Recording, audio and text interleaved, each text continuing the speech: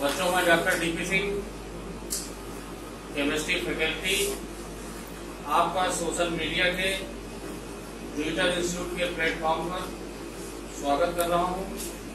और बच्चों, आज मैं नया चैप्टर जो कि बहुत ज्यादा इम्पोर्टेंट है, जनरल ऑर्गेनिक केमिस्ट्री।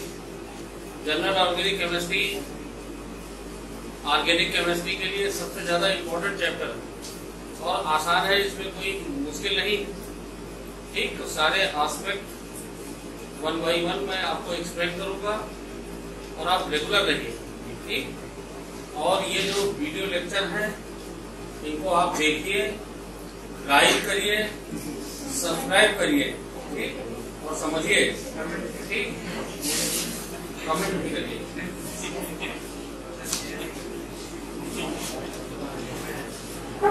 और देखिए, ये जो वीडियो बन रहा है ना, ये हमको बाकी बच्चों से तो जो सोशल मीडिया पे जुड़ेंगे उनका तो फायदा है ही, पर मेन फायदा आप लोगों को। तो ये जो कुछ भी बनाया जा रहा है ये मेनली आप लोगों के लिए। ठीक, जैसे मान लिया कोई बीमार हो गया, कुछ हो गया और छूट गया, तो कम से कम आपको हमारे ही लेक्चर मिल जाए और क्लास लेक्चर, तो ये फायदा है। नहीं तो ये चैप्टर बेटा 10-5 मिनट में डाउट में बताया नहीं जा सकता, ये खास बात है। तो जनरल ऑर्गेनिक केमिस्ट्री या हम लोग बीओसी बोल देते हैं, ठीक, या रिएक्शन मैकेनिज्म भी कह सकते हैं।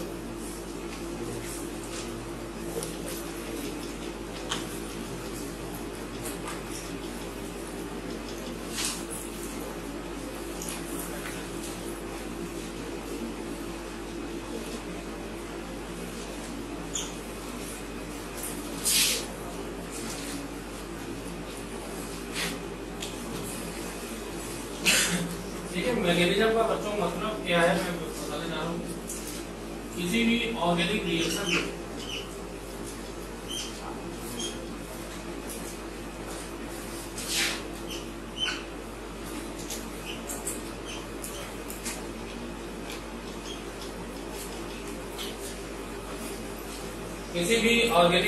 में mainly covalent bond, organic compound में कोवलेंट बॉन्डिंग होते हैं, तो कोवलेंट बॉन्ड ब्रेक होते हैं, नए कोवलेंट बॉन्ड जनरेट होते हैं।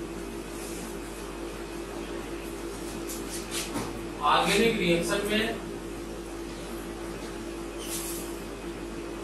कम से कम एक ऑर्गेनिक रिएक्टेंट होगा, एक ऑर्गेनिक रिएक्टेंट होगा ही होगा, जिसको बच्चों हम लोग मैकेनिज्म में सबस्ट्रेट करते हैं। दूसरा रिएक्टेंट जिसको हम रिएजेंट कहेंगे, रिएजेंट मे बी ऑर्गेनिक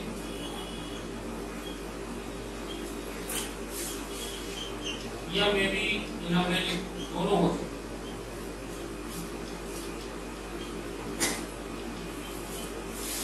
बाकी यहाँ सॉल्वेंट और टेम्परेचर, बाकी कंडीशन भी यहाँ मेंशन होनी चाहिए। ठीक, तो आप जरा ध्यान दीजिएगा। In all the organic reactions covalent bonds of reactant will be broken and new covalent bonds are generated. So mainly bond breaking and bond formation will take place and mentioned in the organic equation, जो equation में mentioned हो। During bond breaking and bond formation, many unstable species और species neutral या आयनिक दोनों हो सकते हैं। Many unstable species are also generated which are not mentioned in the organic equation they are called as intermediates. उनको हम intermediates कहेंगे. And study of the intermediates basically known as reaction mechanism. तो हमें intermediates पहचानना है. Number 2, aspect of bond breaking as well as formation will be mechanized या studied in 2 ways. Energy aspect, अगर आप bond break कर रहे हो then energy is required. ऐसे तो stable bond break नहीं होगी. तो energetic thermodynamics factor as well as electronic factors means rate of reaction, जिसको आप kinetics में पढ़ते हो फिजिकल केमिस्ट्री में, तो वो भी एस्पेक्ट हम यहाँ स्टडी करेंगे. तो मैकेनिज्म जो है ये पूरा होल है. ठीक, sequential study of organic reaction in respect of thermodynamic factor as well as kinetic factor and study of intermediate. इस whole is named as reaction. और बच्चों आपको बता दें, जितनी भी आपने तो ऑर्गेनिक केमिस्ट्री में पीएचडी कर रखा है, तो जितनी भी ऑर्गेनिक रिएक्शंस हैं 99% बिना इंटरमीडिएट के रिएक्शन नहीं होती.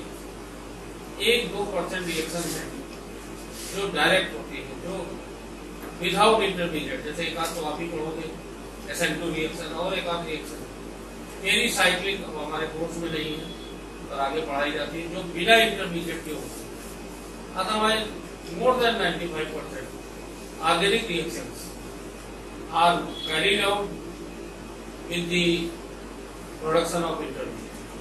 ठीक है ना? देख लीजिए, इसे लिखो जल्दी से, इतना लिखो बस, ये ना लिखो.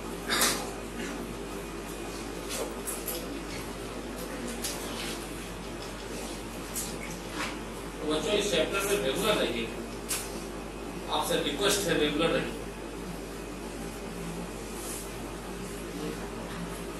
क्योंकि ये चैप्टर हम डिटेल में पढ़ाएंगे. इसके 3 हिस्से बल्कि 4 हिस्से करेंगे. कंफर्मेशन स्टडी भी हम इसी पढ़ा देंगे.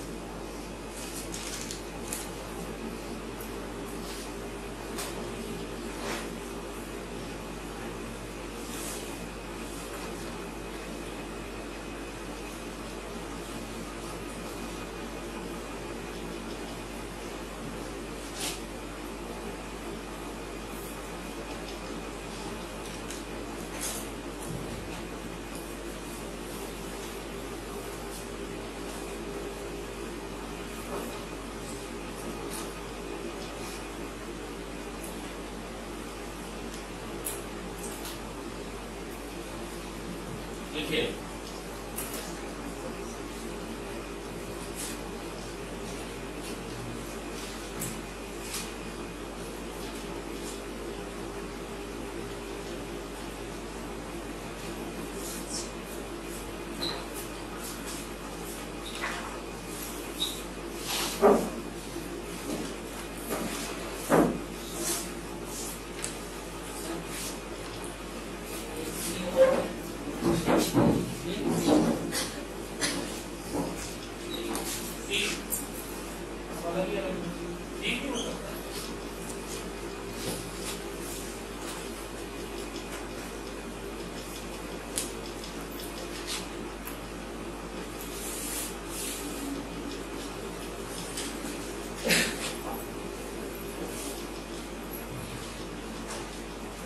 in the organic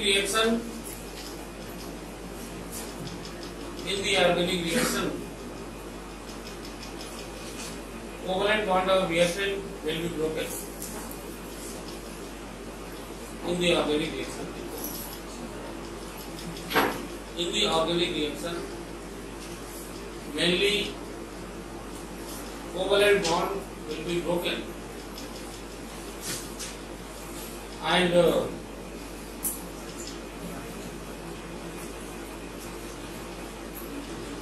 new covalent bond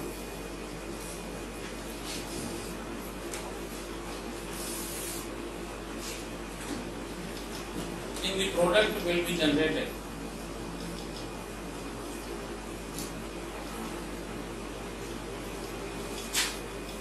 Therefore,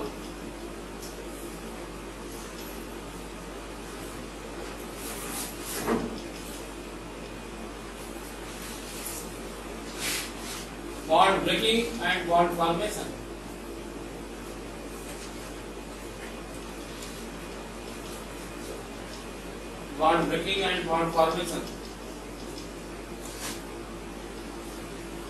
will be take place.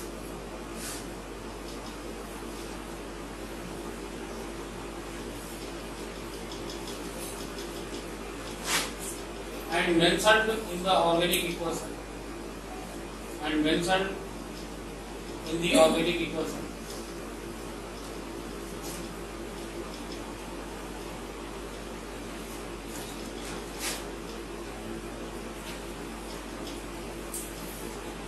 अगला during bond breaking and formation. During bond breaking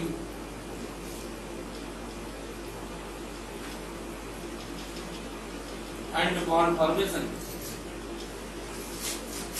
many unstable species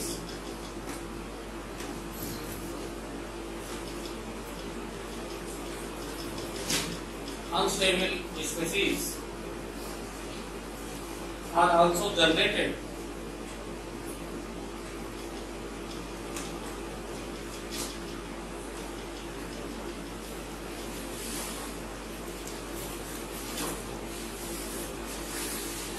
Not mentioned in the organic equation. Not mentioned in the organic equation.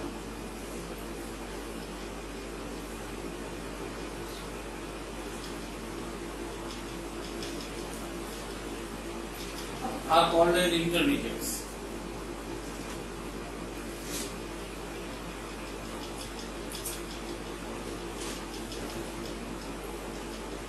The study of the intermediate is named as mechanism of the reaction. The study of the intermediate is named as reaction mechanism.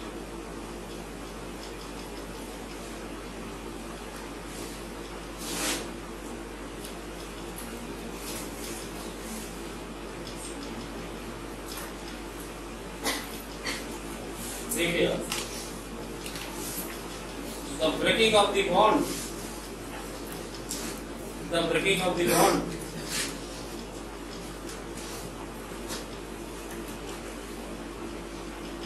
and its conversion into intermediate.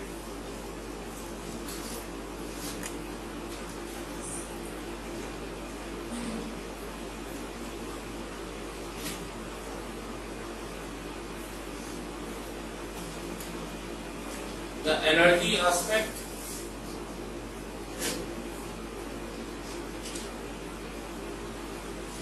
and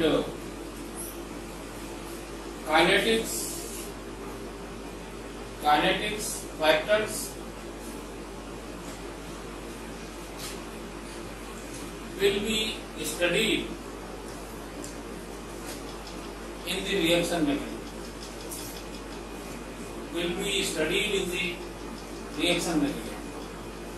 बच्चों देखो जरा, मान लिया ये bond हम break कर रहे हैं, हर बॉन्ड की अपनी एक पर्टिकुलर बॉन्ड एनर्जी होती है. मान लिया x kilo joule per mole है, इसकी bond energy x kilo joule per mole. तो अगर सिस्टम में x किलो जूल के बराबर या उससे ज्यादा एनर्जी प्रोवाइड करेंगे, चाहे हीट करके, चाहे सॉल्वेंट से, चाहे दूसरे रिएजेंट से, चाहे कैटेलिस्ट से, प्रेशर से, जैसे भी, अगर x किलो जूल पर मोल के बराबर या उससे ज्यादा एनर्जी हम सिस्टम में प्रोवाइड करेंगे, then this bond will be initiated for breaking and converted into intermediate. अब बॉन्ड एनर्जी आपकी हमको सबकी याद नहीं होती, लेकिन आप ध्यान रखें मेन रीजन बॉन्ड ब्रेक होने का यही होगा. Energy supplied to the system equal or more than bond energy of a particular type of bond, then that bond is initiated for breaking. ठीक, ये तो एनर्जी एस्पेक्ट है। दूसरा बच्चों जो कि हमको सीखना है, कोवलेंट बॉन्ड इक्वल शेयरिंग से बनते हैं और बॉन्ड फॉर्मेशन आप सब लोग केमिकल बॉन्डिंग में पढ़ते हैं, स्टेबिलिटी के लिए बनते हैं।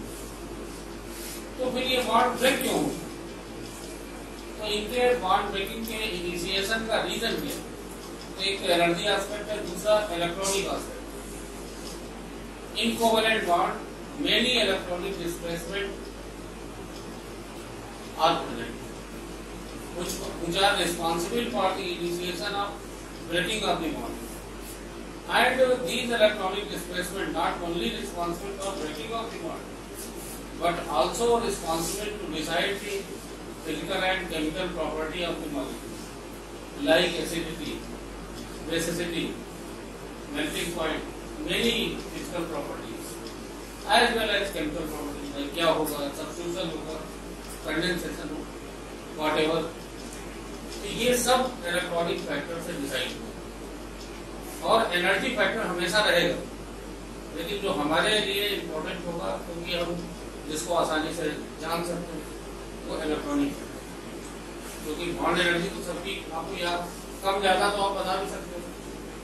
ठीक, उसके बाद इन दोनों फैक्टर के अलावा strain in the molecule, steric hindrance and stereochemistry, ये पार्ट भी इम्पोर्टेंट है to decide the mechanism of the reaction as well as to decide the product. भाई हमको तो प्रोडक्ट ही लिखना है, ठीक, तो लिखिए if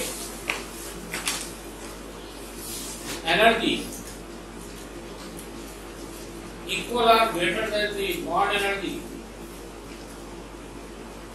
if energy equal or greater than the bond energy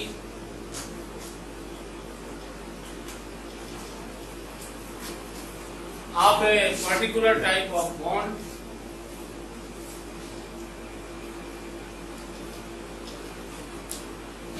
particular type of bond is given to the system,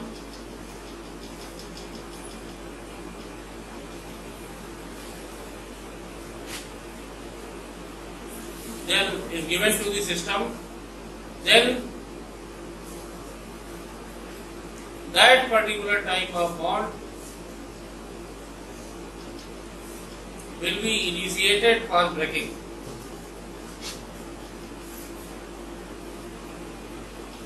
Will be initiated for breaking.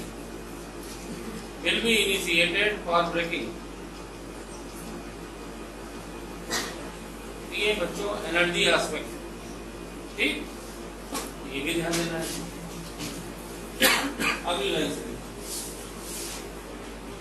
There are many electronic displacement, there are many electronic displacement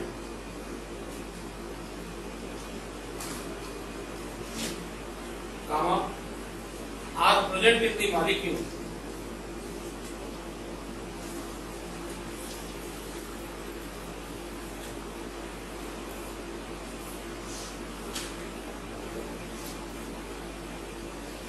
which are responsible for breaking of the bond.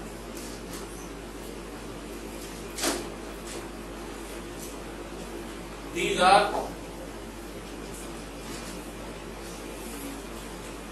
बहुत सारे होते हैं, जो important है वो लिखा है।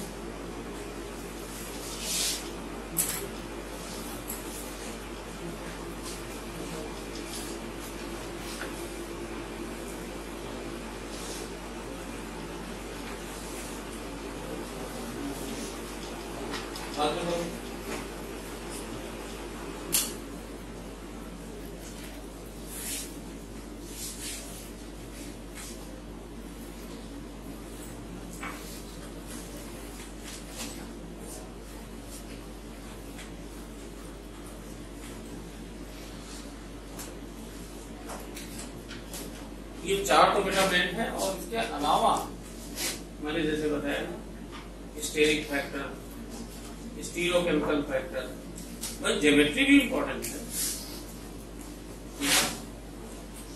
तो स्टेरिक फैक्टर, ठीक है,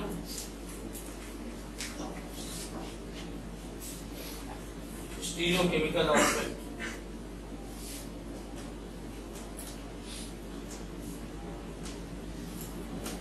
बच्चों हाइड्रोजन बॉन्ड बहुत सारे,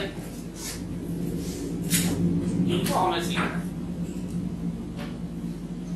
कम से कम ये 4 जो, क्योंकि ये सब तो और भी जगह आप आते हैं। 4 डिस्प्लेसमेंट, इनमें कुछ परमानेंट है, कुछ टेम्परेरी है, ठीक है, इनको आपको ढंग से सीखना।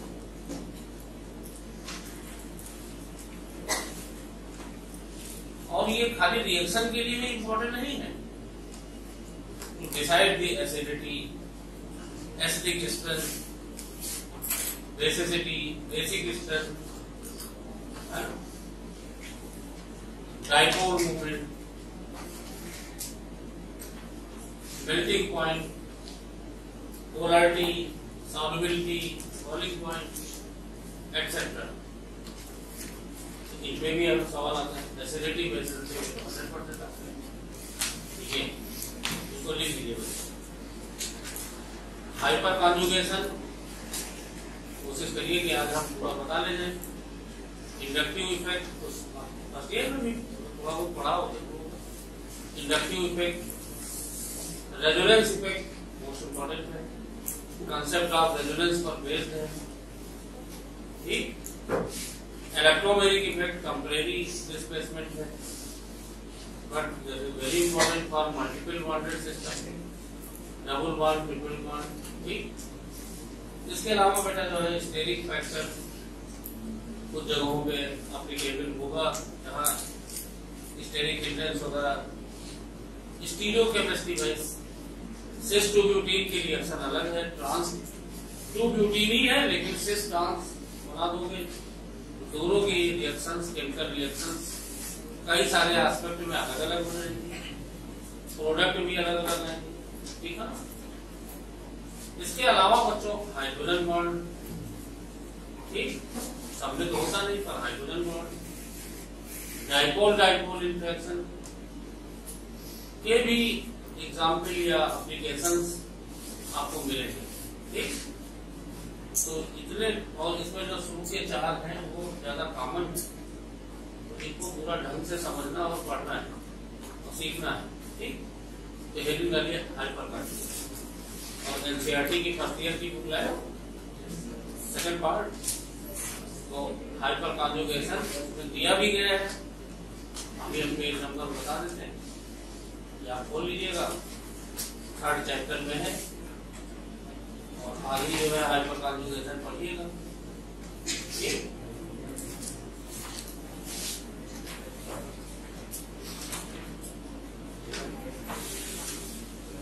हाइपर कॉन्जुगेशन मोस्ट इंपॉर्टेंट है बेटा। हाइपर कॉन्जुगेशन पहले तो दिमाग में, भाई कॉन्जुगेशन कॉन्जुगेशन से ही रिलेटेड है। कॉन्जुगेशन जो है आप रेजोनेंस में डिटेल में हम बताएंगे, तो ये भी कॉन्जुगेशन से रिलेटेड है, हाइपर कॉन्जुगेशन। एक बात आप ध्यान दीजिएगा जो ज्यादा जरूरी है, ये सब डिस्प्लेसमेंट हर जगह नहीं लगते हैं। तो ये नहीं कि आपसे कोई हमने रीजन पूछा कि भाई प्रोपीन की स्टेबिलिटी एथिलीन से ज्यादा है, कम है, क्यों है, कैसे है, तो ये नहीं कि ड्यू टू रेजोनेंस। तो रेजोनेंस कोई टोमेटो केचप, अचार, चटनी नहीं है। तो बच्चे जो है एक ही फार्मूला सामने लगा देते हैं, ठीक है ना, ड्यू टू रेजोनेंस, तो बड़ा फुल कॉन्फिडेंस में। तो यही बात आपको ध्यान दें, जहां जो एप्लीकेबल होगा, कुछ एक आध एग्जाम्पल या कंसेप्ट ऐसे आएंगे जहां पे एक से ज्यादा लगेंगे, तो फिर वहां मॉडल आपको बता देंगे कि भाई कौन डोमिनेटिंग होगा, अगर ये तीनों इलेक्ट्रॉनिक फैक्टर एक ही जगह लग जाए तो किसको कहाँ पहले आपको ऑब्जर्व करना है तो वो भी हम बता देंगे।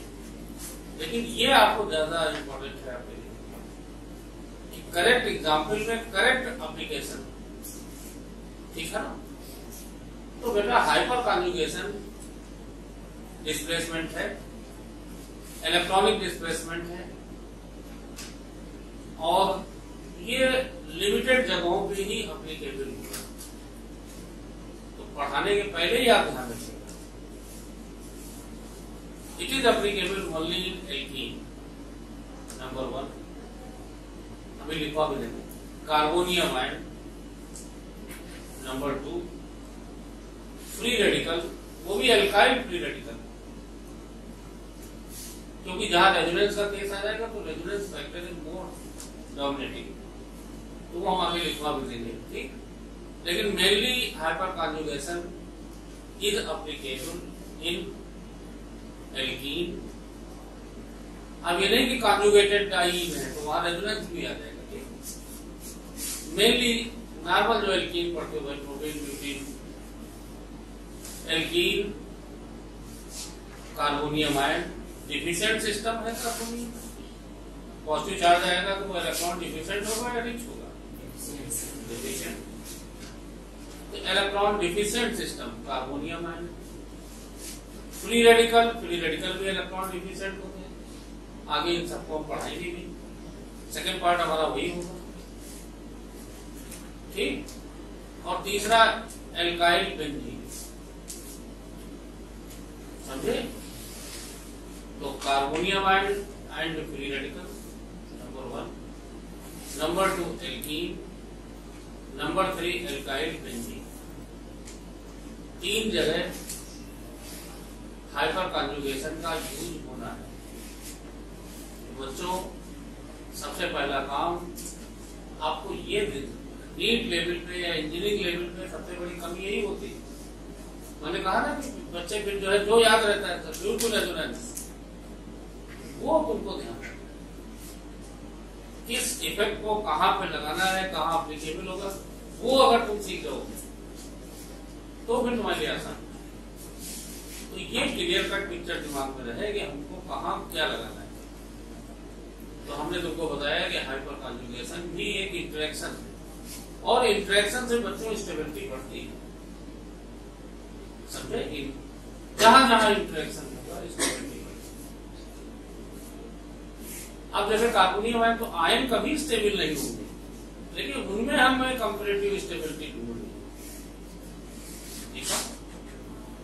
ये हमारे इतने बच्चे हैं सब मेडिकल की तैयारी करने के लिए, समझे। इसमें कोई ऐसा नहीं कि किसी का टारगेट ये नहीं है, सभी का टारगेट। अब उनमें जिनमें ज्यादा इंटरेक्शन होगा भाई, उनके रिजल्ट के चांसेस वो ज्यादा इनिशिएट होंगे, तो वही बात। तो प्रॉपर इंटरेक्शन समझना, अप्लाई करना ही जनरल ऑर्गेनिक केमिस्ट्री, और कुछ नहीं है, सबसे आसान। तो हेडिंग कर लिया हाइपर कॉन्जुगेशन।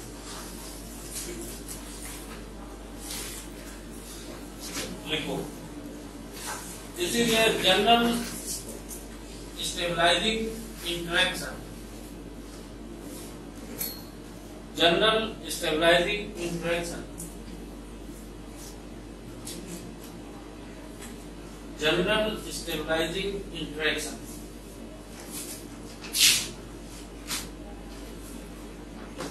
समझे।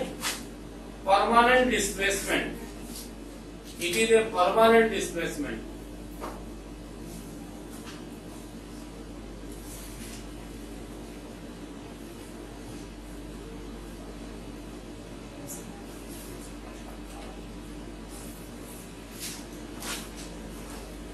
Permanent displacement of sigma electron। अब कौन सा सिग्मा इलेक्ट्रॉन है उसको भी हम आगे बताते हैं, फुल स्टॉप। या चाहे आप इतना लिखो, sigma electron of CH bond, ठीक। सबसे इंपॉर्टेंट लाइनें आपको ध्यान रखनी, भाई कहाँ लगेगा वो हम पहले लिखवा दे रहे हैं। It is applicable in alkene carbonium ion या कार्बोकैटायन, मेरे बच्चों कार्बोकैटायन। फ्री रेडिकल दोनों एक ही जैसे हैं, दोनों में इलेक्ट्रॉनों में कमी होगी। And alkyl benzene, alkyl benzene. तो जैसे कार्बन आयन में मत लगाना, कार्बन आयन में अब नहीं लगाओगे, हमने तो 4 ही केस बताए। एल्केन में नहीं लगा दोगे, ठीक है ना। एल्कीन कार्बोकैटायन, ठीक, एल्काइल बेंजीन फ्री रेडिकल, ये ठीक।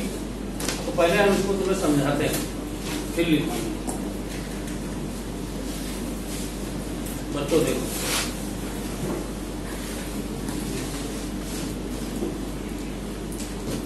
बच्चों कार्बोनियम आयन का मतलब कार्बन पे प्लस चार्ज, ठीक। फ्री रेडिकल का मतलब कार्बन न्यूट्रल रहे लेकिन एक इलेक्ट्रॉन एक्स्ट्रा है और एक इलेक्ट्रॉन की कमी भी है, ठीक। ये कार्बोकैटायन। आप बच्चों बताओ, 2 2 4 2 6 कितने इलेक्ट्रॉन होते हैं? और फ्री रेडिकल में 7 इलेक्ट्रॉन। तो अल्टीमेटली दोनों इलेक्ट्रॉन डिफिशिएंट है या नहीं? इसमें एक इलेक्ट्रॉन की कमी है, इसमें तो ऑप्टेट पूरा करने के लिए पहले ये बात आप ध्यान रखिए, दोनों इलेक्ट्रॉन डिफिशिएंट, दोनों इलेक्ट्रॉन डिफिशिएंट। देखो खास बात है, इन दोनों में नहीं लगता है हाइपर कॉन्जुगेशन, ठीक। अब कहाँ लगेगा देखो, अब जरा इथाइल कार्बोकैटायन देखो, और बेटा देखो अब अल्फा कार्बन, ये सब तो तुमको बता दिए। तो ऐसे कार्बोनियम आयन और ऐसे रेडिकल जिनमें अल्फा कार्बन नंबर 1, इनमें तो है नहीं।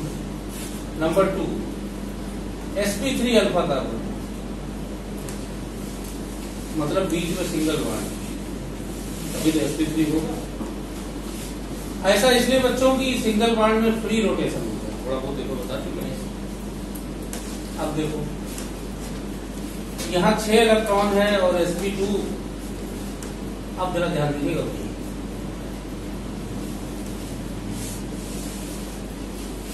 एक ऑर्बिटल वैकेंट है,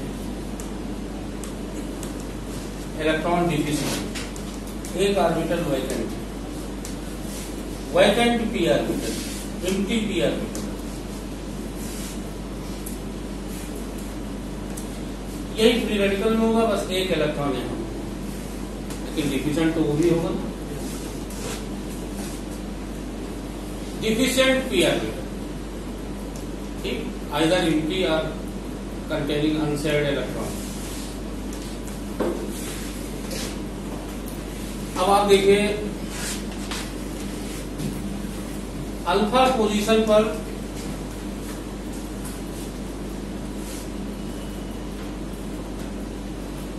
कार्बन हाइड्रोजन, ये तो भाई बॉन्डिंग ऑर्बिटल है, कार्बन का p ऑर्बिटल, हाइड्रोजन का s, और बाकी 2 हाइड्रोजन के हैं। दिस इज सिग्मा, देखो सिग्मा है, sp3 alpha carbon hydrogen orbital, ठीक। क्योंकि फ्री रोटेशन होता है sp3 सिंगल बॉन्ड। तो बच्चों ये एम्प्टी p ऑर्बिटल है, ये इलेक्ट्रॉन रिच बॉन्डिंग ऑर्बिटल है। और बच्चों फ्री रोटेशन के कारण ये सभी हाइड्रोजन के ऑर्बिटल वाया फ्री रोटेशन इसके प्लेन में आते जाएंगे। इसका सेंस ये है। अब आप देखिए पॉजिटिव चार्ज के कारण ये अनस्टेबल है, इलेक्ट्रॉनों की कमी है, लेकिन अल्फा कार्बन पे इलेक्ट्रॉन रिच ऑर्बिटल है। इधर देखो भाई, सभी दोनों नहीं है, इलेक्ट्रॉन रिच ऑर्बिटल है। ये इलेक्ट्रॉन रिच है, ये इलेक्ट्रॉन डिफिशिएंट है, तो बताइए इनमें अट्रैक्शन होगा या नहीं? तो अट्रैक्शन ऑफ या interaction of alpha carbon hydrogen sigma electron towards electron deficient orbital either of carbonium and और of free radical is called as hydrogen. और बच्चों इस इंट्रैक्शन के कारण पॉजिटिव चार्ज आयन तो सारे आयन अनस्टेबल हो गए, but somewhat stability increases.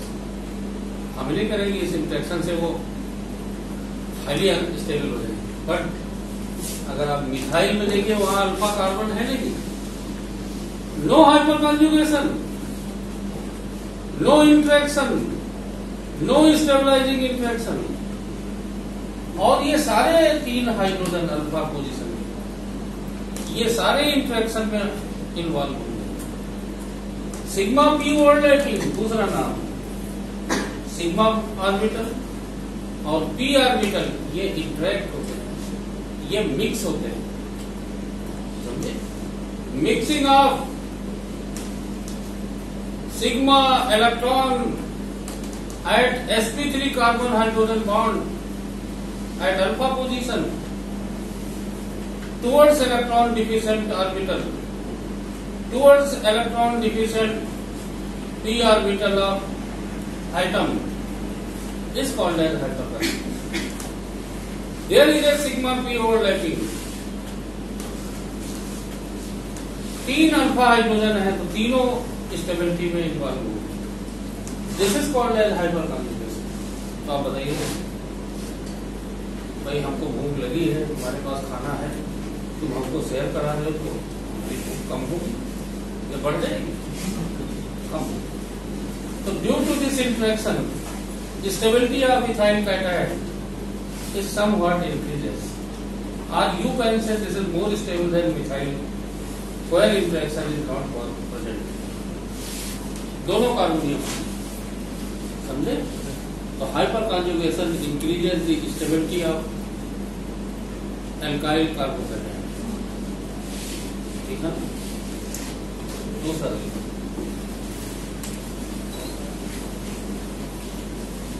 Alkene, जैसे प्रोपीन है, प्रोपीन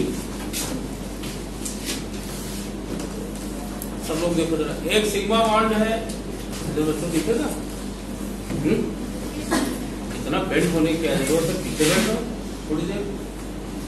अब हम यहाँ तो जा नहीं सकते, अच्छा ये माइक बैठने है ना, तो बैठ जाओ, नहीं तो देखो इधर।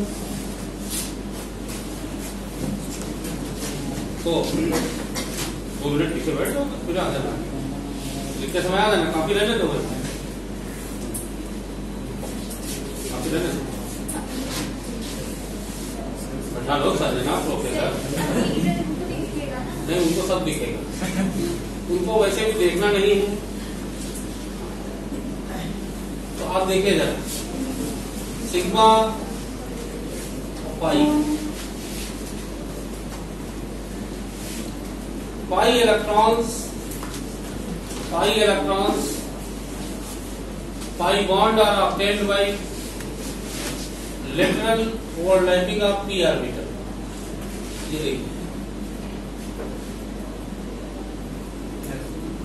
लेटरल ओवरलैपिंग पाई इलेक्ट्रॉन, और पाई इलेक्ट्रॉन बेटा लेटरल ओवरलैपिंग के कारण फ्री होते हैं।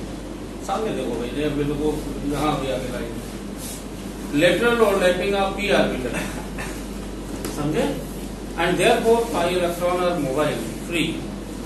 अब देखिए, और देखिए बेटा ये अल्फा पोजीशन है या नहीं, और दियर इज ए फ्री रोटेशन। हम इस हाइड्रोजन का अल्फा हाइड्रोजन लेते हैं, डबल बॉन्ड के रिस्पेक्ट में जो hydrogen they are alpha hydrogen, single bond.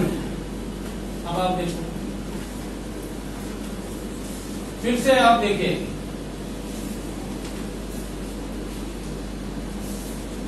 Again there is a sp3 carbon hydrogen. ठीक, आप देखिए sp3 वही है, वही बना दिया है, उसमें कोई और कोई खास बात है नहीं। sp3 sigma sp3 carbon hydrogen, और फ्री रोटेशन के कारण ये सारे orbital in P orbital system के प्लेन में आते रहेंगे। ठीक, ये तीनों ऑर्बिटल एक ही प्लेन में, और सभी वाया फ्री रोटेशन। तो आप बताइए, इधर से पानी सर्कुलेट हो रहा है, उधर से पानी सर्कुलेट हो रहा है, अगर सरफेस प्लेनर है तो मिक्स नहीं हो जाएगी। यहां फ्री इलेक्ट्रॉन, ये भी electron rich system, they are lying in one plane, तो बताइए ये मिक्स नहीं हो जाएंगे। There is a mixing of sigma electron of carbon hydrogen at alpha sp3 carbon mix with pi electron system, this is called as hydrogen. देखिए, अगर आप ऐसे देखो, ये sigma electron in pi bond के कॉन्जुगेशन में, सिग्मा पाई कॉन्जुगेशन, इसीलिए बेटा इसको हाइपर कॉन्जुगेशन है, क्योंकि रेजोनेंस में पाई पाई कॉन्जुगेट हो, इसलिए इसको थोड़ा सा अलग नाम दिया गया, hyperconjugation. Here sigma electron is conjugated with pi electron and these sigma electron mix with pi electron system. और बेटा इसका इफेक्ट देखा गया है, सिंगल बॉन्ड की बॉन्ड लेंथ सबसे ज्यादा होती है, पर इसकी bond length somewhat decreases as compare to ideal value. Ethane में carbon carbon single bond 1.54 Armstrong, उससे कम पाया गया है। It means some interaction is involving, something is happening. Sigma pi conjugation, समझे? तो hyper conjugation is a normal stabilizing interaction. In this interaction sigma electron of carbon hydrogen orbital present at alpha sp3 carbon is partially delocalized with electron deficient orbital of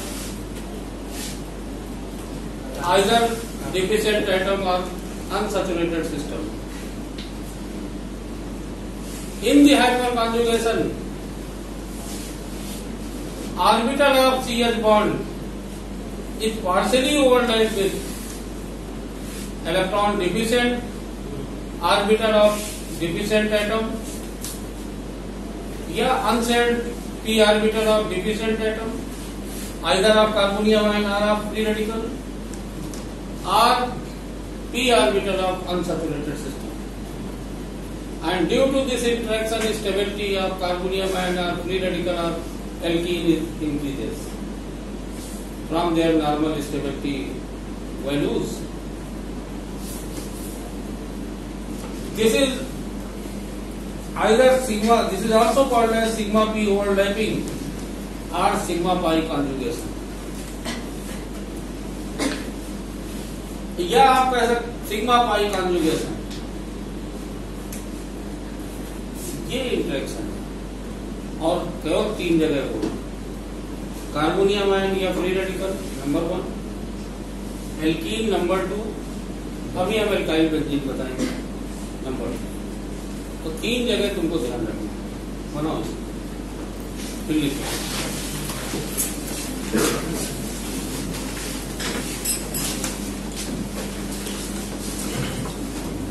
तो hyper conjugation में alpha position पर carbonium ion के alpha position, free radical के alpha position या alkene के alpha position पर sp3 carbon के जो ऑर्बिटल हैं CH बॉन्ड के, और Sunil hyper conjugation CH bond में ही 99% पाया गया, लेकिन और भी केसेस एक आध आपको बताएंगे जो other than carbon hydrogen orbital. ठीक, कार्बन हाइड्रोजन जो कि अल्फा पोजीशन पर प्रेजेंट होते हैं, sp3 कार्बन के जो कार्बन हाइड्रोजन ऑर्बिटल है, बॉन्डिंग ऑर्बिटल है, they are partially delocalized with p orbital of electron deficient item और अनसैचुरेटेड सिस्टम। समझे? This is also called as sigma p overlapping और सिग्मा पाई कॉन्जुगेशन। और जहां तक सुनील इन इलेक्ट्रॉनों की शिफ्टिंग की बात है, तो वो पाई एंटी बॉन्डिंग ऑर्बिटल में चले जाते हैं। भाई जहां पाई ऑर्बिटल होंगे वहां पाई एंटी बॉन्डिंग भी होंगे। Pi to pi, sigma to pi anti bonding shifting की जाती है, पर ये ऑर्बिटल मिस होता है। ठीक है, this is called as hyper conjugation. उसको हटा देंगे, तीन ही जगह हाइपर कॉन्जुगेशन लगेगा। ठीक, alkene, carbonium ion, free radical, alkyl benzene, 4 जगह का सर। ठीक, अब कार्बोनियम आयन और फ्री रेडिकल तो इलेक्ट्रॉन डिफिशिएंट ऑर्बिटल भी है। इसमें कौन सी ड्राइव है, जल्दी से बना लो। इसमें कौन सी ड्राइव एंड फाइन आर्ट है, जल्दी से फूल पत्ती बनाना है, तुमको बनाना लो। और पार्शियल डीलोकलाइजेशन, इसका मतलब जितने ज्यादा अल्फा हाइड्रोजन होंगे, उतने ज्यादा ओवरलैपिंग, उतने ज्यादा इंटरेक्शन, उतने ज्यादा स्टेबिलिटी। घर में पूछो, घर में हाजिर हो, पूछो।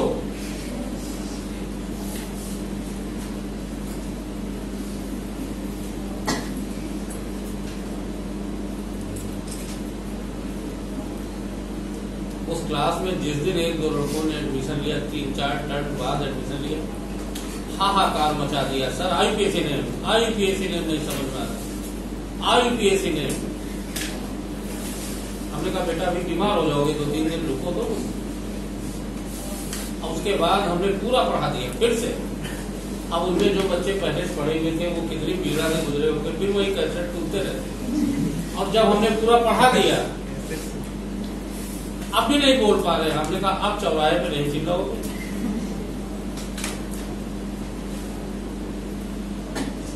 हम निशानगंज पुल पे खड़े होकर चिल्लाइए कि आईपीएससी ने।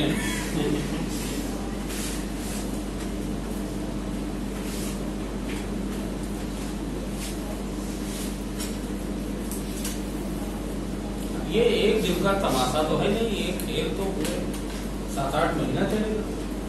प्रोफेसरों ये खेला काफी दिन चलेगा, ये एक ही दिन का तो है। अब तो तुम आए हो केमिस्ट्री में, अब आए हो असली पार्ट में, अब आए हो। तो आइसोमेरिज्म वगैरह तो जो है आसान पार्ट था ही, थोड़ा वो जो है फिजियो केमिस्ट्री जो है आप मुश्किल कह सकते हो, जो इंटरमीडिएट में भाई उतना अच्छे से नहीं पढ़ा जाता।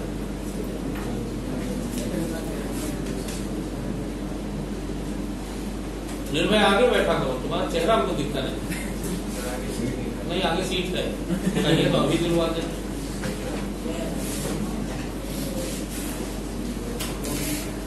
तुम्हारे लिए सब लोग सीट खाली कर देंगे, हम जितने कहेंगे, हम एक से कहेंगे 2 लोग खाली कर, तुम्हारी पूरी सीट खाली हो जाएगी।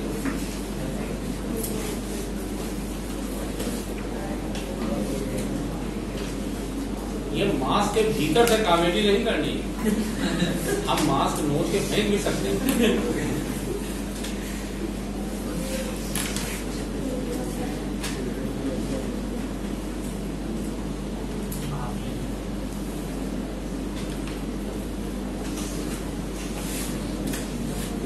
लिख दिया बच्चों? पूरा जो है लिख देना, हाइपर कॉन्जुगेशन, सिग्मा पाई, ये सब नाम पूछे जाते हैं। ये देखिए, ये कहीं तुम्हारे डी में पूछा गया था कि इन हाइपर कॉन्जुगेशन, तो सिग्मा पी ओवरलैपिंग किया गया ऑप्शन। सिग्मा इलेक्ट्रॉनों का पाई इलेक्ट्रॉनों के साथ मिक्स हो जाना या डिफिशिएंट पी ऑर्बिटल के साथ ओवरलैप कर जाना, हाइपर कॉन्जुगेशन करना। अब ये कंडीशन है, सब जगह नहीं होगा।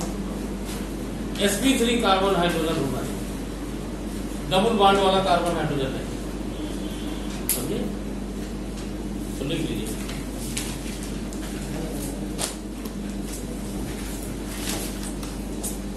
इन दी हाइपर कॉन्जुगेशन, इसका उल्टा सही बनाया है। In the hyper conjugation, sigma electron of CH bond, C single bond H लिखना बच्चों, sigma electron of CH bond, C single bond H, C single bond H, sigma electron of CH bond present eight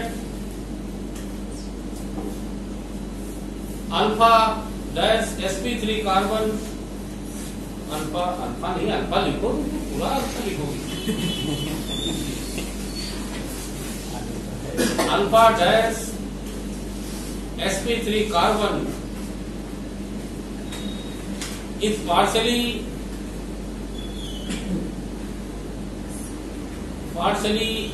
delocalized with या overlap लीजिए, partially overlap with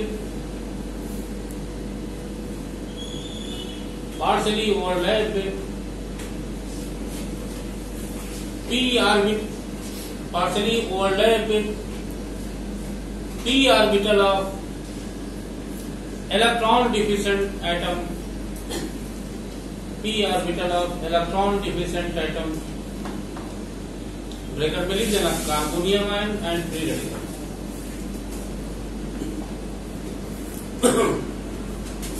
p orbital of electron deficient atom,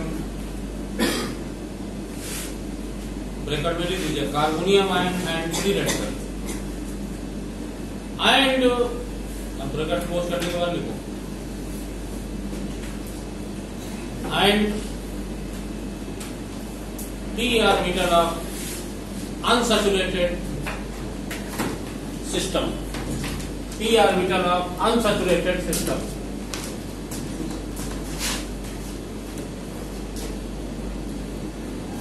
ठीक, bracket में alkene.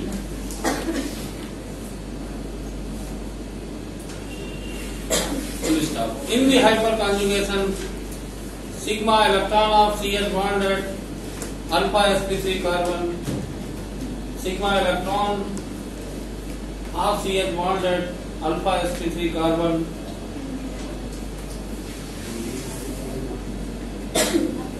sigma electron of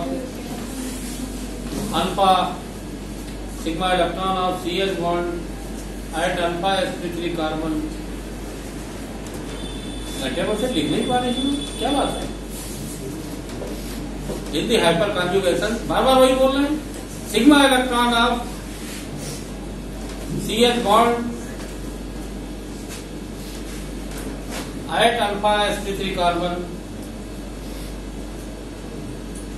is delocalized, partially delocalized with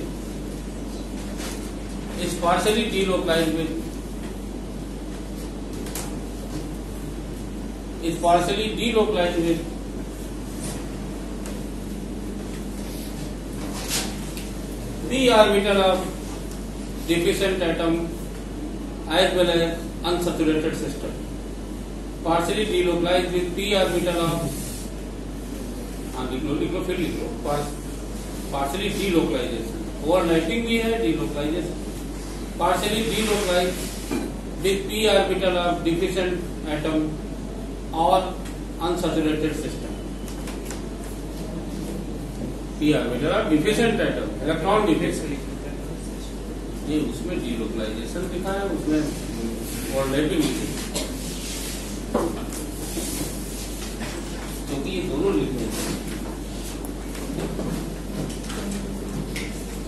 This is therefore it is called as sigma p overlapping.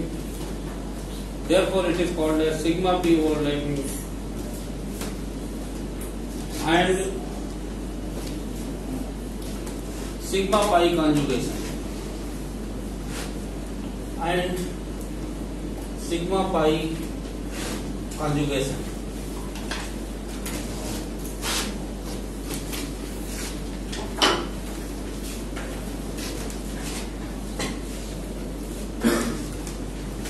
Sigma pi conjugation. बच्चों एक और तरीका बता दें।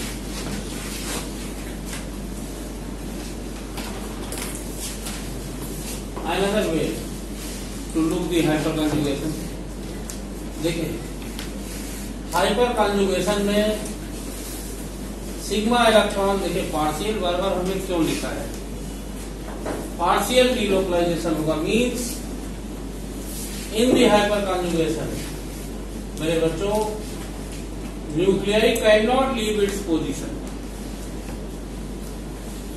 But create a situation called as no bond resonance. बच्चों resonance में भी यही होता है, इलेक्ट्रॉन शिफ्ट होते हैं, आइटम नहीं शिफ्ट होते हैं। टाटोमेरिज्म में दोनों शिफ्ट होते हैं। देखिए टाटोमेरिज्म, अभी हम टाटोमेरिज्म पूछेंगे तो पूरा मामला उठा जाएगा। टाटोमेरिज्म में हमने बताया था हाइड्रोजन और pi, this is the difference, समझे। टाटोमेरिज्म में हाइड्रोजन की पोजीशन भी बदलती है। तो in the hyperconjugation nuclei can not leave its position and creates a situation called as no bond resonance. तो another name of hyper conjugation is no bond resonance. और बच्चों ध्यान दीजिए, जितने अल्फा हाइड्रोजन होंगे उतने हाइपर कॉन्जुगेटिव स्ट्रक्चर बनेंगे, ये पूछा जाता है, समझे। और इसमें बड़ा कंफ्यूजन, अब चूंकि प्रोटोकॉल में है इसलिए हम बता नहीं पाएंगे। तो एक बार आईटी सवाल पूछा गया तो ठीक है ना, तो उसमें जो है ये पूछा गया था कि इसके कितने, अब ये दिया गया था, इसके कितने हाइपर कॉन्जुगेटिव स्ट्रक्चर बनेंगे, कितने हाइपर कॉन्जुगेटिव स्ट्रक्चर बनेंगे। तो जितने अल्फा हाइड्रोजन, ठीक, तो देखो 3, 2, 5, 1, 6, कितने अल्फा हाइड्रोजन, 3, इसको कर देंगे तो रीड इसको नहीं, ये तो बीटा और 1 हाइड्रोजन प्रबल ना है। कितने अल्फा हाइड्रोजन, 3, 2, 5, 1, 6, तो 6 अल्फा हाइड्रोजन। तो इसके बेटा 6 हाइपर कॉन्जुगेटिव स्ट्रक्चर, जैसे हमने 3, तो यही पूछा गया था। और इसमें जो बड़े बड़े प्रोफेसर और ये जो बीटेक धारी कभी केमिस्ट्री पढ़ते थे, पढ़ाने लगते हैं, तो उन्होंने साफ लिखा है। और एक बड़ी कोचिंग में पढ़ा रहे थे तो उसी में हमसे भिड़ गए थे, ठीक है ना। तो हमने टाइटफोल बोल दिया, हमने कहा तुम लोग ज्यादा हमसे बहस ना करो। जैसे हम 3 भाई हैं मान लिया, तो अगर हमसे पूछा गया कि जीपी सिंह आपके कितने भाई, तो हम 3 बताएंगे या 2 बताएंगे। हमको मिला के मान लिया 3 लोग हैं भाइयों में, तो अगर हमसे पूछा तो अगर ये स्ट्रक्चर न दिया जाए तब तो इसको इंक्लूड करोगे। अब पूछा, और ये ऐसा हो ही नहीं सकता कि स्ट्रक्चर को न दिया जाए। अगर आपसे पूछा गया कि इस स्ट्रक्चर के कितने हाइपर कॉन्जुगेटिव स्ट्रक्चर है, तो ऑब्वियसली जितने अल्फा हाइड्रोजन होंगे उतने बनते चले जाएंगे। तो अब वो 6, पेपर हमने बनाया था तो हमने 6 आंसर दिया, उसमें 7 भी था 5। तो उसमें एक हमारे जूनियर, वो एचओडी थे, उसमें हमसे थोड़ा सीनियर थे ज्वाइनिंग में, तो उन्होंने 7 कर दिया। और उसमें एक तीसरे थे जो हम दोनों लोगों जूनियर, वो बीच में इधर उधर कन्वर्सेशन, सर तो बहुत सीनियर हैं और मान नहीं रहे हैं, और सर तो 6 ही बता रहे हैं। तो वो थोड़ी देर बाद फिर हमारे पास आ जाए कि नहीं वो एचओडी आपसे जूनियर, आपसे ज्यादा डिग्री भी नहीं, और कह रहे नहीं यही फाइनल आंसर है।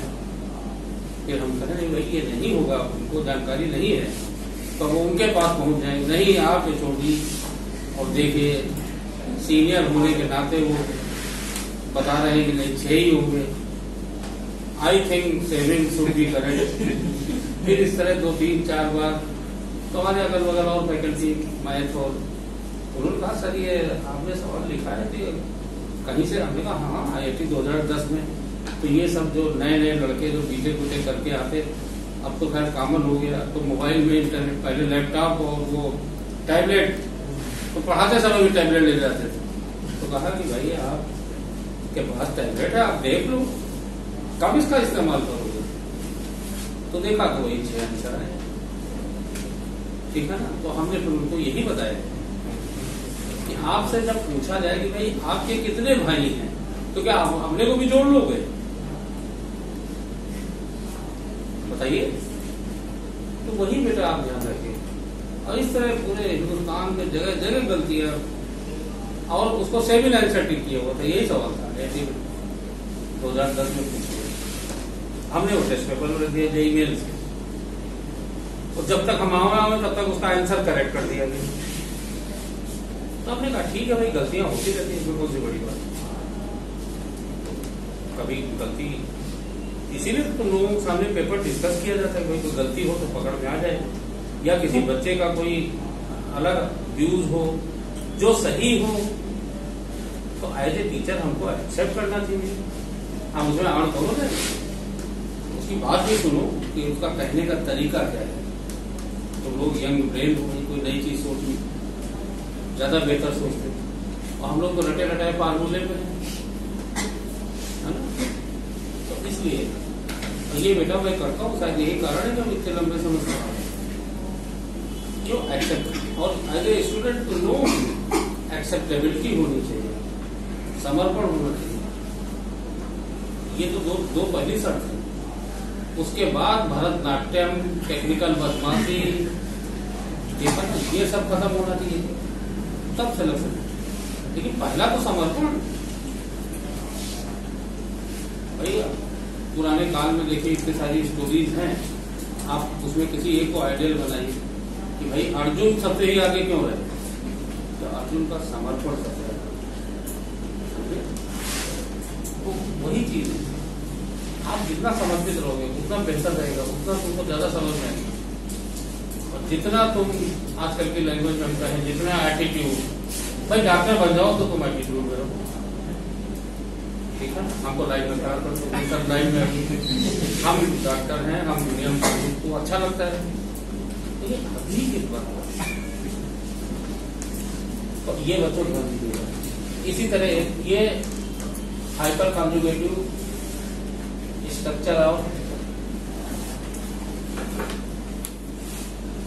इथाइल, तो समझ गए ना। जो आंसर देना है तो क्या देंगे, जैसे पूछा जाए कि भाई इथाइल कैटायन के कितने हाइपर कॉन्जुगेटिव, जितने अल्फा हाइड्रोजन,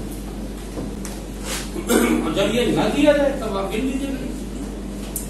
और बच्चों ये सबसे ज्यादा स्टेबल है, तभी तो इसको लिखते हैं हम, और किसी हाइपर कॉन्जुगेटिव स्ट्रक्चर को तो नहीं लिखते। आपसे कहा जाए इथाइल कैटायन लिखो, हम इसके सपोर्ट में लिखते हैं कि भाई इसकी स्टेबिलिटी इन 3 स्ट्रक्चर के कारण बढ़ती है, लेकिन लिखते तो हम यही है। इसी तरह प्रोटीन में देखो, अब यहाँ पे कितने अल्फा हाइड्रोजन, 3, तो 3 hyper conjugative structure, sigma pi conjugation. अब देखिए, तो अब उसी में हम गुस्से में हमने कह दिया कि भाई देखो तुम लोग हमसे बहुत छोटे हो, तो हमसे बार बार ये गलत सलत कन्वर्सेशन न करो। हमने कहा तुम 3-4 बार इधर उधर कर चुके हो, और तुम लोग मैं सामने टैडपोल, तो ये बात ऊपर तक पहुंचा दिया कि नहीं हम सर टैडपोल कह रहे। इसमें बड़ी मीटिंग हुई, अरे सर ये दे आर जूनियर, इनको टैडपोल तो न कहिए। हमने कहा नहीं भाई इनको हम किंग कहेंगे, टैडपोल नहीं कहेंगे। लेकिन इनको भी आप समझाइए भाई, कोड ऑफ कंडक्ट इनको समझाइए, तो डाटा आप देखो आंसर को कभी। अब देखिए बोनस इसी बार बताते हैं कि किसी सब्जेक्ट में बोनस बन रहा है, IIT में तो कभी 2017 में 20 नंबर बोनस दिया, तो क्या वो अपनी गलती नहीं सुधारते? ये तो होता रहता है। अब वो गलती न सुधारे तब गलत है।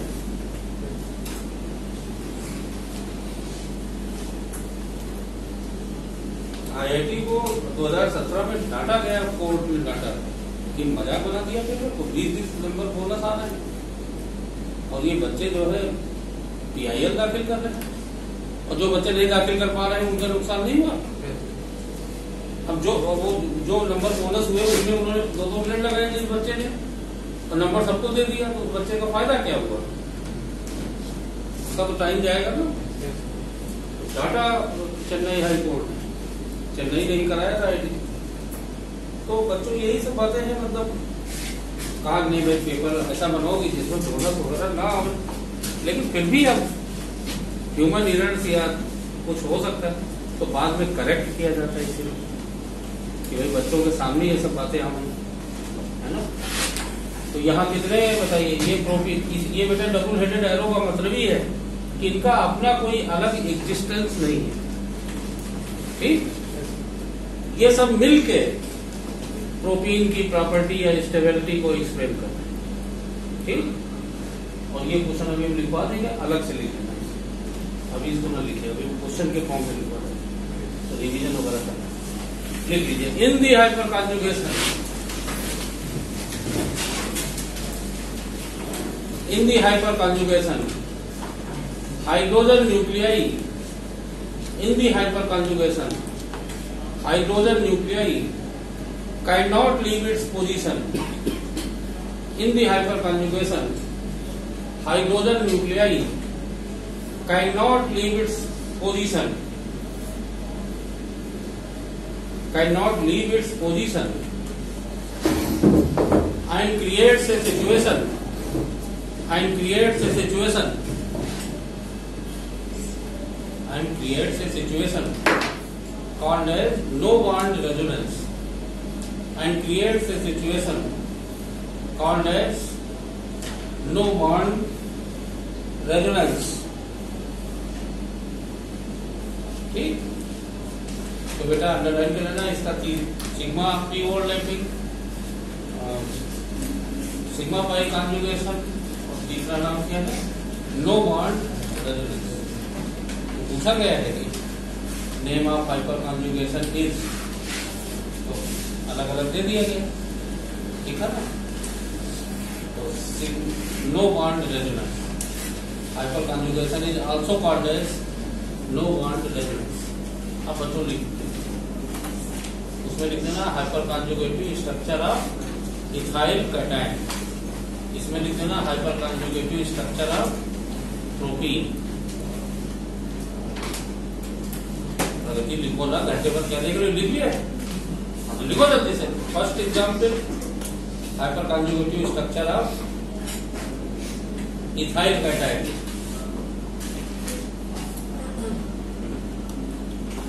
एरो वगैरह ठीक बनाना, इलेक्ट्रॉनों का एरो ठीक ठाक बनाना, हाइड्रोजन के बीच में बॉन्ड नहीं बनाया जाता है, नो बॉन्ड रेजोनेंस। जब आगे लिखना तो नो बॉन्ड रेजोनेंस, सब में बॉन्ड बना दिया है, सब में नहीं बनाना है,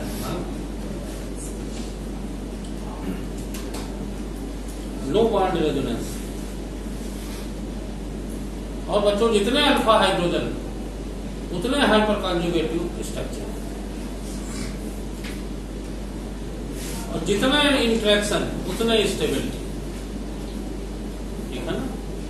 जितने ज्यादा इंट्रैक्शन होगा उतने ज्यादा स्टेबिलिटी।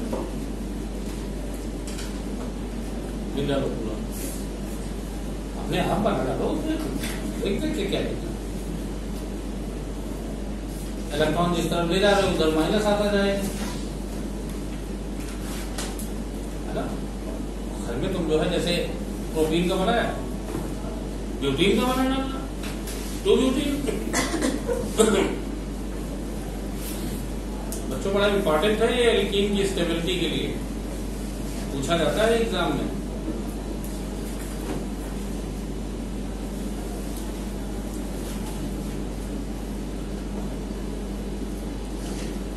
और बॉन्ड लेंथ वगैरह में जो वेरिएशन है,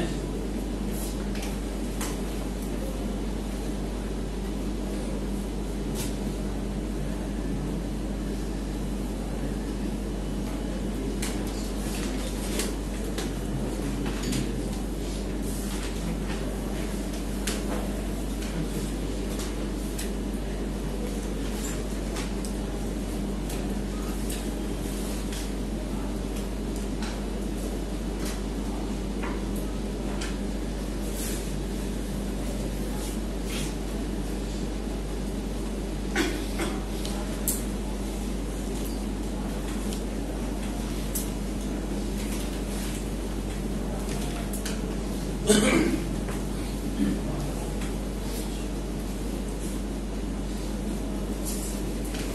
आप बताइए हाइपर कॉन्जुगेशन कहाँ कहाँ लगेगा? 4 जगह। Carbonium ion, free radical, alkene और एल्काइल बेंजीन। एल्काइल बेंजीन पे भी आ रहा है।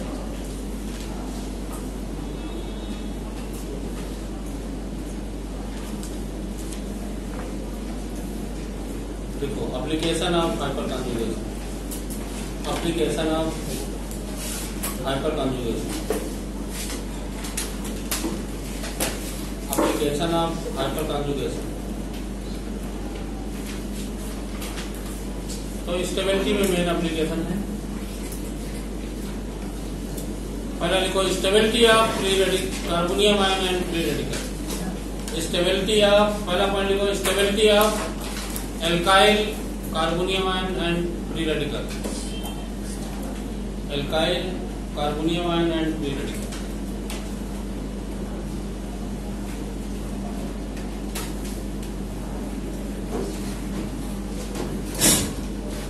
Stability of alkyl carbonium ion and free radical. बच्चों जितना ज्यादा हाइपर कॉन्जुगेशन होगा, और हाइपर कॉन्जुगेशन अल्फा हाइड्रोजन पे डिपेंडेंट है।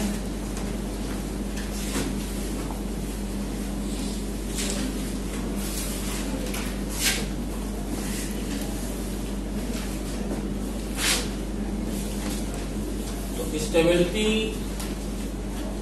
ऑफ एल्काइल कार्बोकैटायन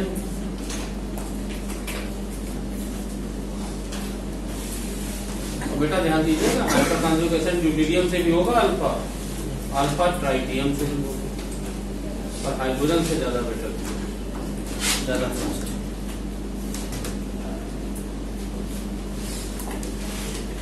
ऐसा नहीं कि अगर इसी सवाल में अगर यहाँ पे डी लगा हो तो उससे भी करना है। CD3 है, यहाँ प्लस है, ठीक, यहाँ CH3 है, तो 3 3 6 1 7 ड्यूटेरियम भी गिनेंगे, ठीक, ये पूछा गया है किसी में question. Ion free radical directly proportional to number of alpha hydrogen. Bracket में हाइपर कॉन्जुगेशन, जितने ज्यादा हाइपर कॉन्जुगेशन तो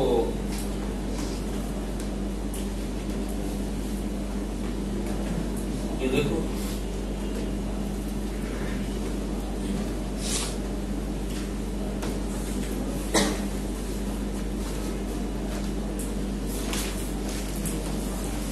चाहे फ्री रेडिकल लिखो चाहिए, एक ही आंसर है। एल्काइल है, मिथाइल 1 डिग्री 2 डिग्री, और एक बात ध्यान रखिए, चाहे नेगेटिव चार्ज और पॉजिटिव चार्ज। बच्चों सुन लीजिए, ये सबके लिए आगे भी पढ़ाएंगे, वहां भी लगाओ बेटा। चार्ज स्पेसीज हमेशा अनस्टेबल होगा, और वो स्टेबल कैसे होगा? या तो उसका चार्ज खत्म हो जाए, ठीक, या उसका चार्ज डीलोकलाइज हो जाए। मतलब मान लिया तुमको कोई तकलीफ है और तुम्हारी तकलीफ को 3 लोग शेयर कर रहे हैं, तो तकलीफ कम होगी ना, वही चीज। या तो खत्म हो जाएगा, तो या तो ये पॉजिटिव चार्ज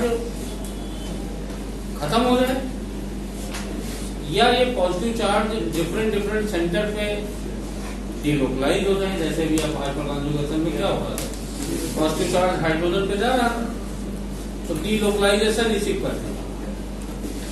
तो और देखो इसमें इंडक्टिव इफेक्ट भी है, अभी कल पढ़ाएंगे, ठीक। लेकिन main hyper conjugation, inductive effect और हाइपर कॉन्जुगेशन में, hyper conjugation is more dominating, बाद में लिखवा भी देंगे।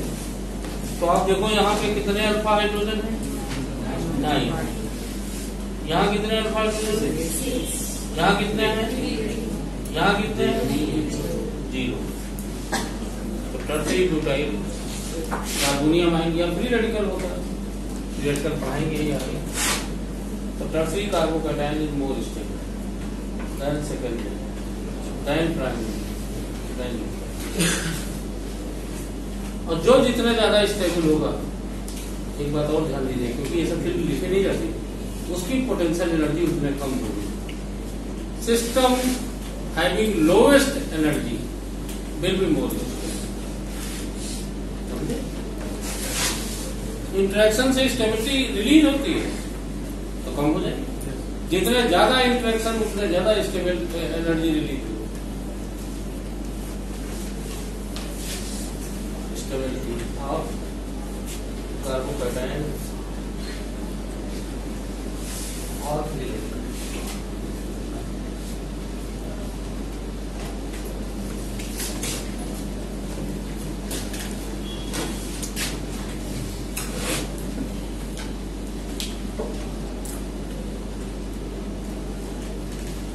लिख दिया? जितना ज्यादा अल्फा हाइड्रोजन उतना ज्यादा स्टेबिलिटी।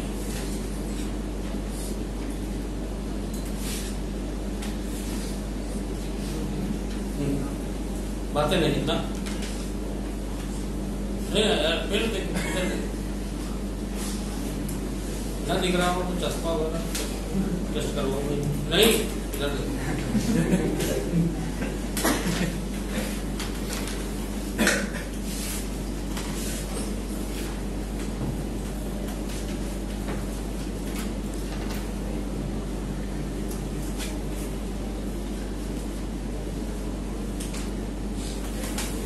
डिसिप्लिन बेटा पढ़ते समय और घर में भी पढ़ाई करो तो एक जगह 2 घंटे 2.5 घंटे अगर तुम कंटिन्यूअस स्टडी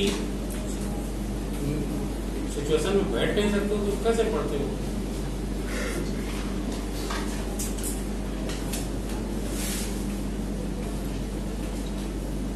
और ये चीजें ऐसी हैं जिनमें तुम बदलाव ला सकते हो। पढ़ाई ऐसी जिसके लिए कोचिंग कर रहे हो, इसके लिए कोई कोचिंग नहीं करना है, इसको तुम अपने आप इम्प्रूव कर सकते हो। लिखो स्टेबिलिटी ऑफ एल्कीन। दूसरा point stability of alkene.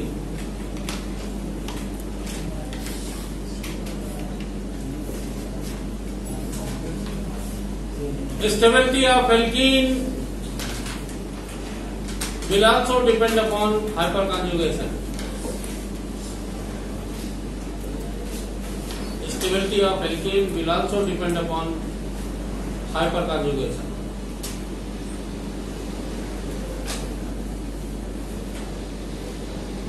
More and more hyperconjugation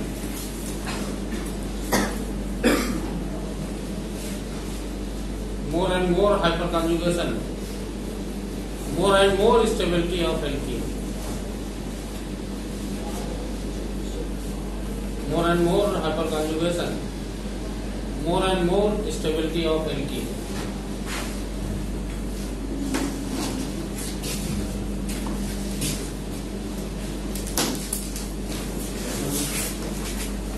जितने ज्यादा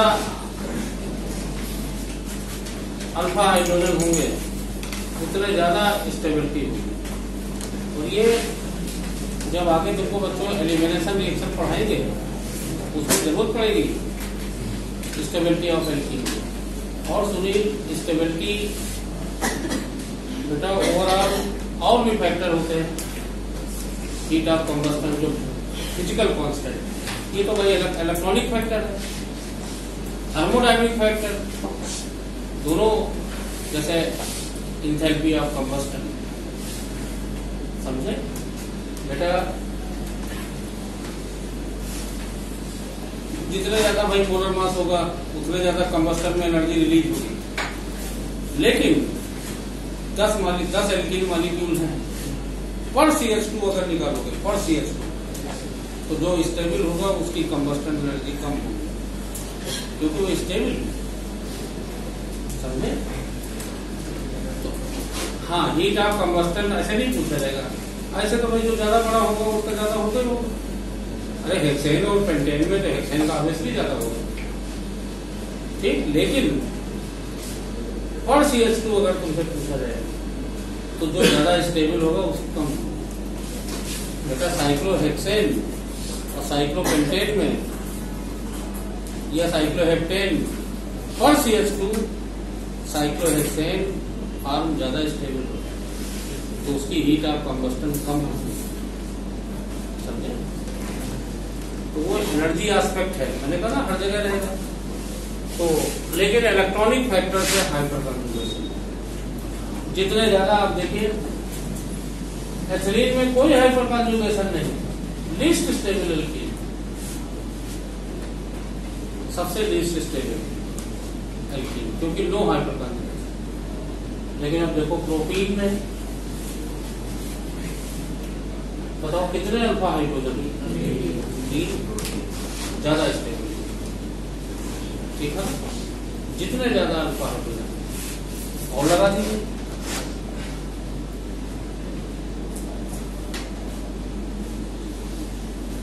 और इन केस अगर ये देखिए तो इसमें कितने अल्फा है, जैसे भी बोले अगर 1 2 3 देखें तो 3 मोर स्टेबल है। तो स्टेबिलिटी एक फार्मूला लिख लेना, stability of alkene is directly proportional to number of alpha hydrogen. Stability of alkene is directly proportional to number of alpha hydrogen, ठीक। तो मेरे बच्चों अगर हम इन जनरल मिथाइल ग्रुप ले लें, देख लीजिए, और जहां अल्फा हाइड्रोजन बराबर होंगे नालयकों, तो वहां हाइपर कॉन्जुगेशन के स्ट्रक्चर बनाने के देखेंगे किसमें हाइपर कॉन्जुगेटिव स्ट्रक्चर ज्यादा स्टेबल है, उसमें ज्यादा स्टेबिलिटी होगी अगर हाइड्रोजन बराबर है।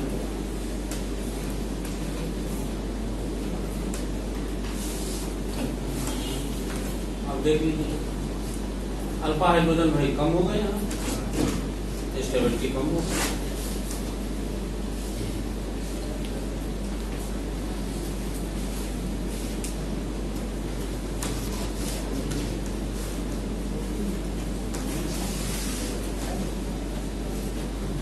और देखिए सिस ट्रांस में ज्योमेट्री, सिस ट्रांस में तो अल्फा हाइड्रोजन बराबर हो, तो फिर बेटा वहां ज्योमेट्री दे दें, ज्योमेट्री के अकॉर्डिंग ट्रांस ज्यादा स्टेबल।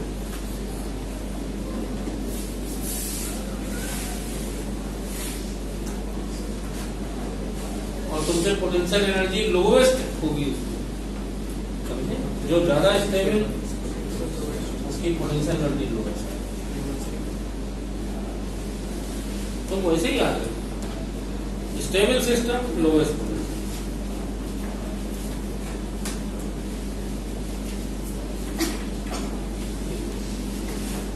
डिक्रीजिंग ऑर्डर ऑफ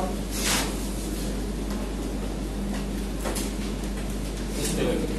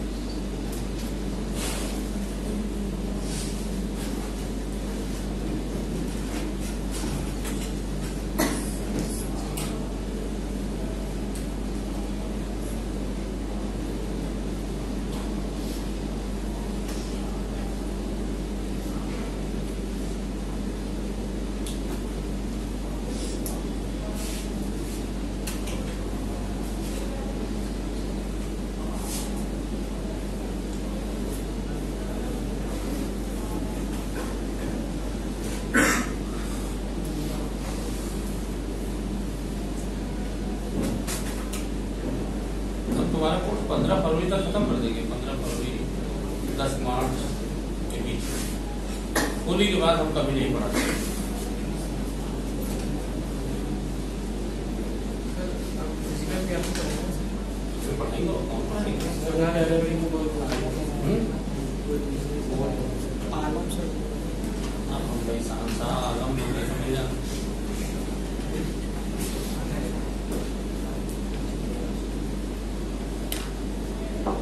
जो चीज हमारे जुरिडिक्शन में नहीं है उसमें हम बात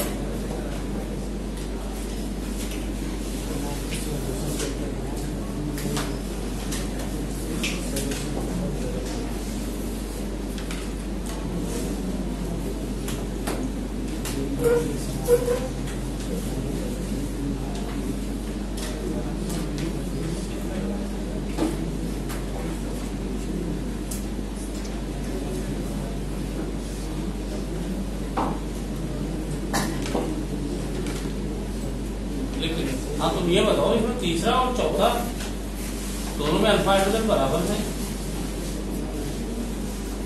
तो ये तो मैंने पूछा नहीं। तीसरा और चौथा स्ट्रक्चर देखिए, अल्फा हाइड्रोजन बराबर है नहीं? भाई ट्रांस और सिस में तो ज्योमेट्री के कारण, लेकिन तीसरा आइसोब्यूटीन और 2-ब्यूटीन में अल्फा हाइड्रोजन बराबर है, फिर भी आइसोब्यूटीन ज्यादा स्टेबल है। तो ये बेटा तुमको फिर हाइपर कॉन्जुगेटिव स्ट्रक्चर बना के देखने पड़ेंगे, समझे? तो पहले लिख लो फिर बताऊं, फिर करूं।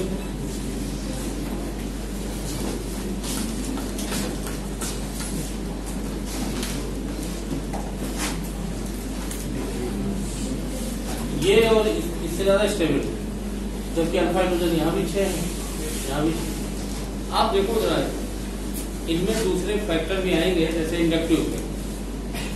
तो यहाँ बेटा इंडक्टिव इफेक्ट क्रॉस है, देखिए अपोजिट, यहाँ बेटा अपोजिट नहीं है, इसको लीनियर कॉन्जुगेशन, इसको क्रॉस कॉन्जुगेशन। दूसरा आप हाइपर कॉन्जुगेटिव स्ट्रक्चर बनाइए, एक एक बनाते हैं दोनों। जैसे देखो ये है मान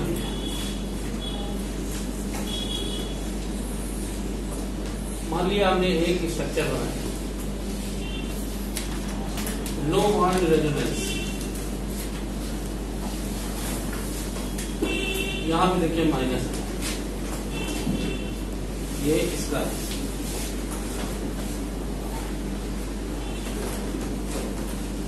और यहां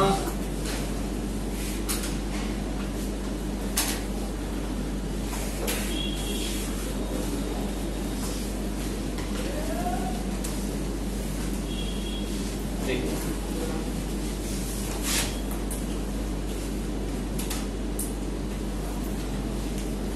अब ज्योमेट्री लिखने कोई मतलब नहीं। ये देखो एक है, अब आप देखो यहाँ मिथाइल रिलीजियन, तो माइनस चार्ज और बढ़ेगा, यहाँ कुछ नहीं। इन दोनों में कार्बन आयन कौन ज्यादा स्टेबल होगा? क्योंकि यहाँ मिथाइल इलेक्ट्रॉन रिलीजिंग है, ड्यू टू प्लस आई, क्या माइनस चार्ज और बढ़ेगा, तो least stable hyper conjugative structure, ये मोर स्टेबल है इसकी, क्योंकि यहाँ पे ये माइनस को बढ़ाने वाले कोई फैक्टर है नहीं। यहाँ माइनस चार्ज की डेंसिटी और बढ़ जाएगी इधर से भी, समझे? यही पर लीजिए क्रॉस हाइपर कॉन्जुगेशन, ठीक है ना? अब इधर से भी हाइपर कॉन्जुगेशन हुआ तो दोनों की डायरेक्शन अपोजिट नहीं है। तो hyper conjugative structure of this structure, this molecule isobutene in more contributing, more stable than hyperconjugated structure of this molecule.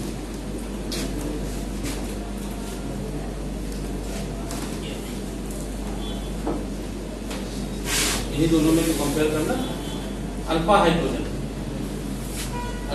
दोनों बराबर है, तो ये ज्यादा स्टेबल हमने लिखा था, वो इसलिए क्योंकि इसका हाइपर कॉन्जुगेटिव स्ट्रक्चर जो बन रहा है उसमें कार्बोनाइन ज्यादा स्टेबल है। इसका जो मतलब ये सेकेंडरी कार्बोनाइन है जो कि मिथाइल से डिस्टेबलाइज होगा, मिथाइल रिलीजियन, समझे?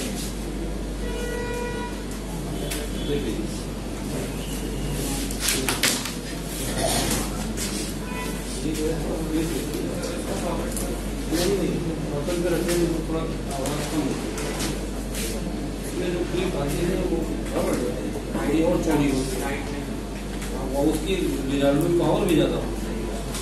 ये जो है इतना सही है।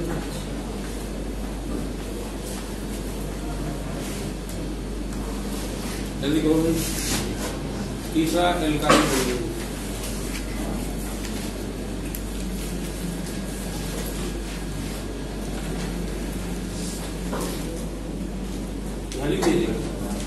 this structure is destabilized by methyl.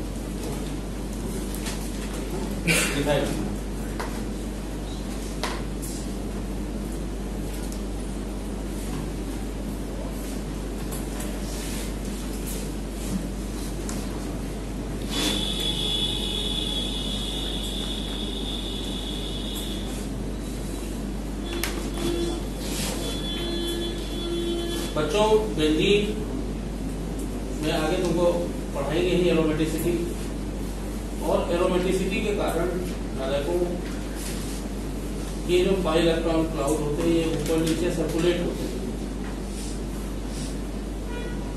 ये जो पाई इलेक्ट्रॉन होते हैं they are circulating delocalized pi electron. तो अगर अब देखो बच्चों मिथाइल का plus I effect methyl propyl की तुलना में कम होता है, लेकिन वेरी सरप्राइजिंगली ये तुम्हारे रीड में भी पूछा गया, वेरी सरप्राइजिंगली जब ये एल्काइल ग्रुप बेंजीन से लगे होते हैं तो इनका उल्टा इफेक्ट दिखता है। ये प्रैक्टिकल ऑब्जर्वेशन है, मतलब although methyl has lesser electron releasing effect as compared to other alkyl, but whenever methyl group is attached to benzene ring, then methyl will become more electron releasing. तो ये भाई observation पाए गए तभी तो लोग रीजन की तरफ गए कि मिथाइल का बाकी अल्काइल ग्रुप की तुलना में इलेक्ट्रॉन रिलीजिंग इफेक्ट सबसे कम होता है, और जब मिथाइल बेंजीन से लगे होते हैं then methyl is highly electron releasing as compare to other alkyl primary secondary tertiary. तो electron density decreases.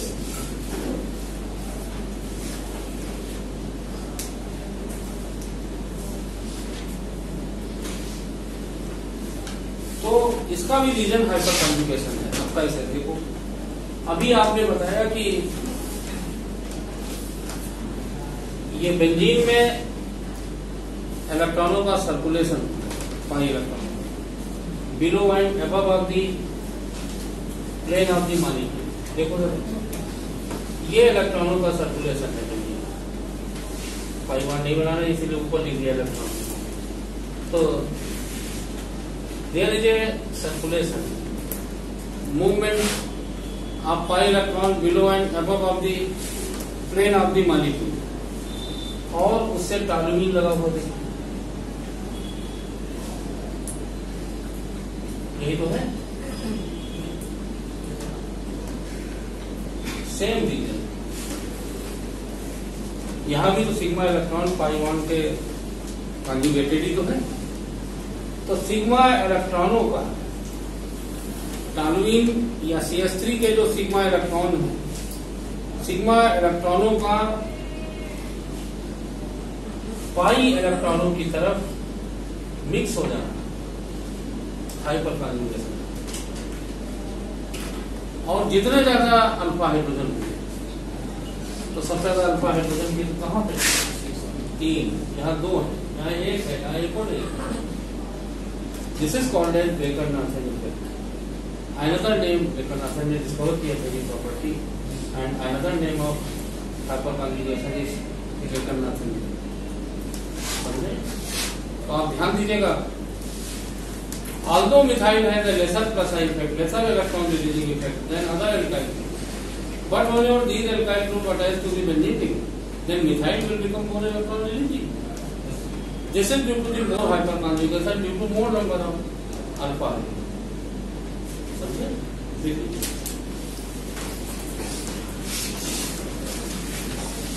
although methyl group is less electron releasing, although methyl group is less electron releasing, methyl group is less electron releasing as compared to other alkyl group,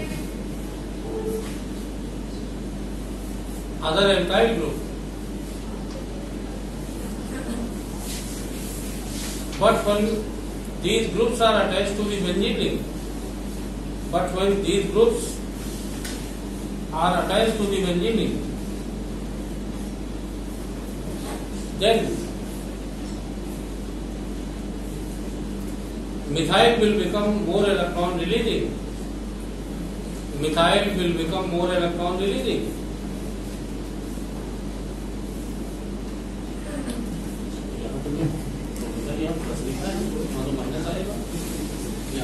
कैसे भरा है? उल्टा होना चाहिए। अभी बिल्कुल सही कर, अभी सही करो, तुरंत इस प्लस पे माइनस लिखो, माइनस आएगा। तो when these alkyl groups are attached to benzene ring, then methyl will become more electron releasing as compared to other alkyl group.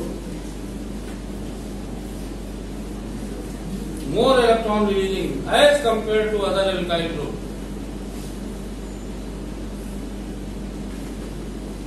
This is because of hyperconjugation. This is because of hyperconjugation.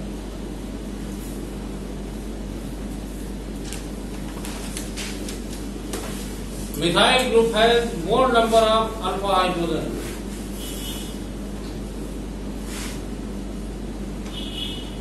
Methyl group has more number of alpha hydrogen, creating more hyperconjugation. Creating, लिखोगे तो खाली हाँ हाँ करते जा रहे हो, जैसे सर और तेज बोले और तुम नहीं लिख रहे हो। Creating more hyperconjugation.